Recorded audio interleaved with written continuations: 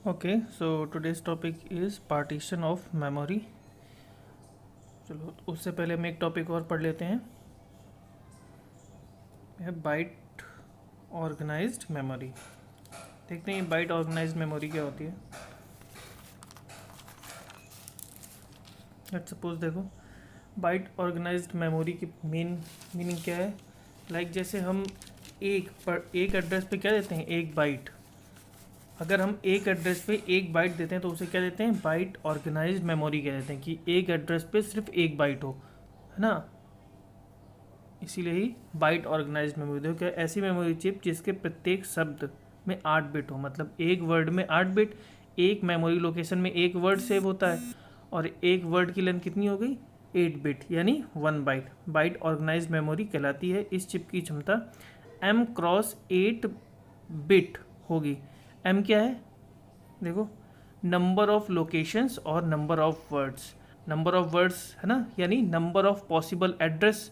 m number of possible address, तो m bite memory हो गई, और बिट में कन्वर्ट करना है तो m×8 बिट होगी, जहाँ m लोकेशंस की संख्या है। ठीक है ना, m क्या है, लोकेशंस की संख्या या वर्ड्स की संख्या।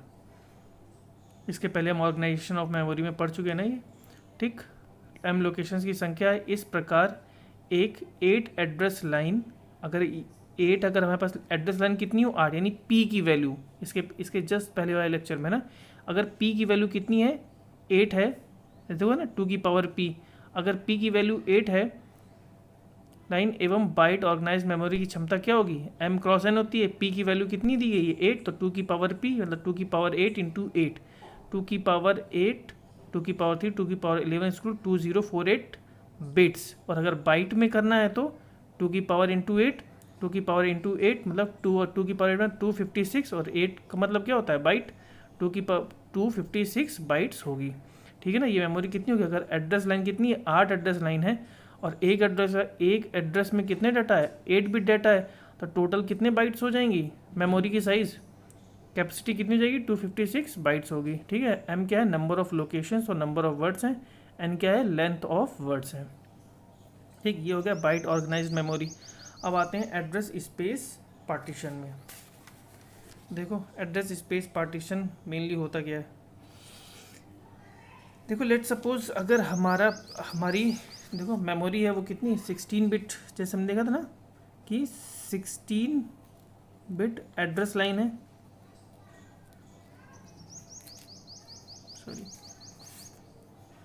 16 बिट एड्रेस लाइन है, तो ये कितनी मेमोरी हैंडल कर सकता है, 2 की पावर 16, है ना।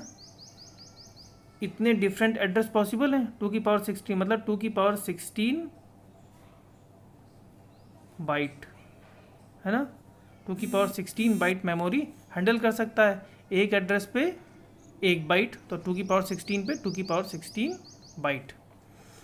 अब ये किसकी हो गई, माइक्रो प्रोसेसर। ये है 16 बिट एड्रेस लाइन किसकी है, माइक्रो प्रोसेसर की। तो 2 की पावर 16 कौन हैंडल कर सकता है, माइक्रो प्रोसेसर इतनी मेमोरी हैंडल कर सकता है, यानी माइक्रो प्रोसेसर से हम 2 की पावर 16 बाइट की मेमोरी अटैच कर सकते हैं, क्योंकि जो हमारा माइक्रो प्रोसेसर है वो 2 की पावर 16 डिफरेंट एड्रेस जनरेट कर सकता है। तो अब हमारे पास हमारे पास मेमोरी कौन कौन सी टाइप होती है, देखो, ई प्रोम मतलब जिसमें बायोस होता है, electrically programmable read only memory, जिसमें हमारा बायोस सेव होता है। रोम भी होती है, रैम भी होती है, और देखो इनपुट आउटपुट और यानी मतलब हमारी हार्ड डिस्क भी तो होती है। देखो रोम भी उसी में हमें, क्योंकि अब रोम भी हमें कनेक्ट करना है माइक्रो प्रोसेसर से, रैम भी कनेक्ट करना है, और अपनी हार्ड डिस्क इनपुट आउटपुट जिसमें सेव होंगे, है ना, इंस्ट्रक्शन, वो भी सेव करना है, और अनयूज मतलब, और बाकी हमारे और सारे प्रोग्राम्स वगैरह सेव होंगे तो वो अनयूज्ड, ठीक, प्रोग्राम्स वगैरह हम सेव करेंगे इन फ्यूचर जिसमें, तो वो अपना अनयूज लिखा हुआ है उसमें। तो इतने टाइप में हमें मेमोरी अपनी डिवाइड करनी है, क्योंकि एड्रेस तो हम कितने सिर्फ जनरेट कर सकते हैं, 2 की पावर 16 एड्रेस जनरेट कर सकते हैं डिफरेंट। तो हमें उस 2 की पावर 16 में इतनी पूरी मेमोरी हैंडल करनी होगी। ठीक है ना, तो वही देखो पार्टीशन में बांटा गया कि हमारी टोटल मेमोरी कितनी हो गई, इतनी हो गई। कौन कौन सी, secondary plus primary memory, total secondary plus primary memory total कितनी हो सकती है, 2 की पावर 16 बाइट की, क्योंकि हमारा माइक्रो प्रोसेसर कितना हैंडल कर सकता है, 2 की पावर 16 डिफरेंट एड्रेस जनरेट कर सकता है बस।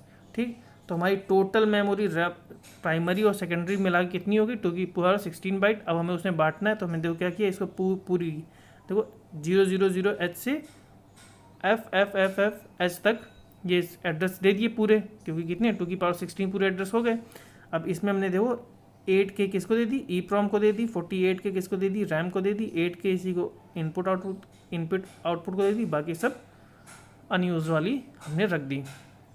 तो हमारी देखो 64 किलोबाइट एड्रेस स्पेस डिवाइड कर दिया गया है कि नहीं। अब ये 64 किलोबाइट की देखो 2 की पावर 10 इंटू 2 की पावर 6, 2 की पावर 6 का मतलब 64 और 2 की पावर 10 मतलब किलोबाइट। 64 किलोबाइट मेमोरी को हमने पूरा डिवाइड कर दिया। मेनली इसी को क्या कहते हैं हम, partition of memory address. Memory address का हमने पार्टीशन कर दिया। अच्छा, एक इसमें एक चीज़ और है, लाइक हमारे पास 16 बिट है ना, मान लो ये 16 4, पर हम सीधे समझते हैं 16 से नहीं, हम 4 से समझते हैं। अगर हमारे पास 4 एड्रेस लाइन होती, ठीक, 4 एड्रेस लाइन, लेट सपोज हमारे पास कितनी है, 4 एड्रेस लाइन है। अगर हमारे पास ये 4 एड्रेस लाइन है, 4 एड्रेस लाइन है, तो टोटल कितने हमारे एड्रेस, 4 एड्रेस लाइन है तो टोटल कितने एड्रेस पॉसिबल हैं। देखो ये क्या है हमारा डिकोडर। अगर 4 एड्रेस लाइन है, टोटल एड्रेस कितने पॉसिबल हैं, 2 की पावर 4, यानी है ना 16 हो गया, 16 एड्रेस पॉसिबल है। देखो ये हमारा क्या हो गया, 4 इंटू 16 डिकोडर। ठीक, 4 इंटू 16 क्या हो गया, डिकोडर। ठीक है ना, यहाँ 0 से एड्रेस होगा भाई, 0 से एड्रेस से स्टार्ट होगा ये, और फिर कहाँ तक जाएगा, 1111 तक एड्रेस जाएगा पूरा, है ना। ठीक है, मतलब इसका मतलब क्या हो गया 0, और इसका मतलब क्या हो गया, ये तो 15 होता है ना, मतलब 2 की पावर 4 -1, यही तो हुआ इसको एड्रेस, 0 to 15 है ना, इक्वल टू 15 हुआ ना, 0 to 15 होगा टोटल 16 एड्रेस हैं, 0 to 15। अब देखो इसको, देखो डिकोडर, हम ऐसे ही एक एड्रेस लाइन को डिकोड करने के लिए, क्योंकि अब कौन सा कॉम्बिनेशन, ये डिकोडर ही हमेशा यूज़ किया जाएगा। अगर 4 हम दे रहे हैं इनपुट में, हमें आउटपुट में कितने चाहिए 16, और हमें देखो जैसे यहाँ पर है ना, यहाँ पर कितना कर रहे हैं, हमें इनपुट में दिए 16 बिट एड्रेस लाइन, और आउटपुट में क्या चाहिए 2 की पावर 16 हमें डिफरेंट एड्रेस चाहिए, तो हम एक डिकोडर का यूज़ करेंगे। देखो जैसे डिकोडर एंड सेलेक्ट 1 ब्लॉक। अब हमने एक एड्रेस को एक ब्लॉक दे दिया, मतलब एक ब्लॉक मतलब 8 बिट वर्ड, ठीक है ना, 8 बिट वर्ड। एक एड्रेस पे एक ब्लॉक, दूसरे एड्रेस पे दूसरा ब्लॉक, और देखो 0 to कितने हैं 2 की पावर n-1 ब्लॉक्स में हमने इसको मेमोरी को डिवाइड कर दिया। अब डिकोडर ही डिकोड करेगा, जैसे देखो डिफरेंट एड्रेस, कौन सा एड्रेस सेलेक्ट करना है ना, कौन सा एड्रेस सेलेक्ट करना है ये कौन बताएगा, डिकोडर ही डिकोड करके बताएगा हमारा कि कौन सा एड्रेस यहाँ पर सेलेक्ट करना है। ठीक है ना, क्योंकि क्या करेगा 4 इंटू 16 डिकोडर के थ्रू। ओके, तो ये आपका एक डिकोडर का भी हो गया। इसमें पहले क्या होगा भाई, चिप सेलेक्ट भी तो होगा, हर एक चिप में एक चिप सेलेक्ट होता है ना। चिप सेलेक्ट से पहले हम इसको एक्टिवेट करेंगे, पर्टिकुलर या तो ब्लॉक को, या अलग अलग ब्लॉक को भी एक्टिवेशन दे सकते हैं, मतलब चिप सेलेक्ट हर एक ब्लॉक के लिए अलग दे दें, या फिर क्या दे दें सीधे मेमोरी के लिए भी एक चिप सेलेक्ट दे दें जिससे ये एक्टिवेट हो जाए। ठीक, तो हमने दो चीज़ें सीखी, कौन सा, एक तो हमने 64 किलोबाइट एड्रेस स्पेस को डिवाइड किया, पार्टीशन किया, ऊपर से हमने क्या समझा है, partition of memory in address block. ठीक है, एड्रेस ब्लॉक को, और with the help of decoder. ठीक है, चलो थ्योरी के बाद थ्योरी के लिए देखते हैं। थ्योरी देखो कैसे लिखना है वो मैं बताऊंगा। थ्योरी पहले आप यहाँ से स्टार्ट करोगे, एड्रेस स्पेस पार्टीशन से, फिर क्या लिखो, address space set of address होता है माइक्रो प्रोसेसर में। एड्रेस स्पेस उन सभी संभव एड्रेस का सेट होता है जिसे माइक्रो प्रोसेसर जनरेट कर सकता है। ठीक है ना, जितना ये लिखा है ना एड्रेस स्पेस उन सभी संभव एड्रेस का सेट होता है जिसे माइक्रो प्रोसेसर जनरेट कर सकता है, ठीक है ना। एड्रेस स्पेस में प्रत्येक एड्रेस किसी एक मेमोरी लोकेशन को प्रदर्शित करता है। एड्रेस स्पेस का साइज केवल मेमोरी में उपलब्ध एड्रेस की संख्या प्रदर्शित करता है। इसका अर्थ यह नहीं कि चिप में मेमोरी की मात्रा उपलब्ध एड्रेस की संख्या से अधिक नहीं हो सकती। देखो ये चीज़ एक है, कहते हैं विलय तकनीक का प्रयोग करके किसी भी सिस्टम में मेमोरी की क्षमता एड्रेस स्पेस के आकार से अधिक की जा सकती है। ये एक टेक्निक है, ठीक है ना, विलय।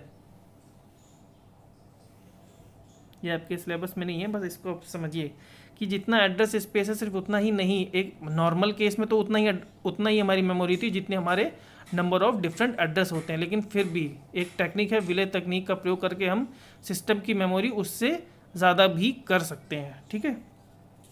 इतना लिखने के बाद आप क्या करोगे, आप पहले इतना लिख लिया, उसके बाद आप अभी और लिखोगे, इसके बाद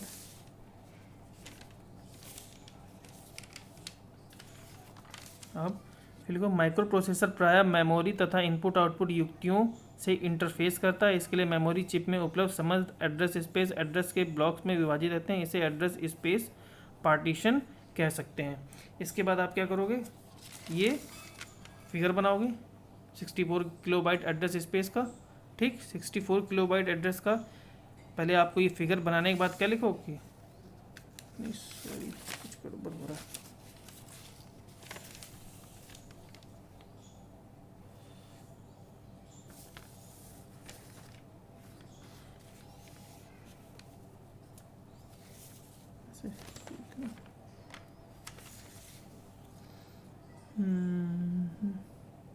ओके है ना। फिर यहाँ से लिखोगे फिगर में एक 64 किलोबाइट एड्रेस स्पेस के पार्टीशन प्रदर्शित किए गए हैं। इस एड्रेस स्पेस में सबसे नीचे 8 किलो एड्रेस इनपुट आउटपुट युक्तियों के लिए निर्धारित किए गए हैं, है ना। इसके बारे में थोड़ा सा लिख लोगे, है ना, ये 8 किलो किया गया है इनपुट आउटपुट के लिए निर्धारित। फिर देखो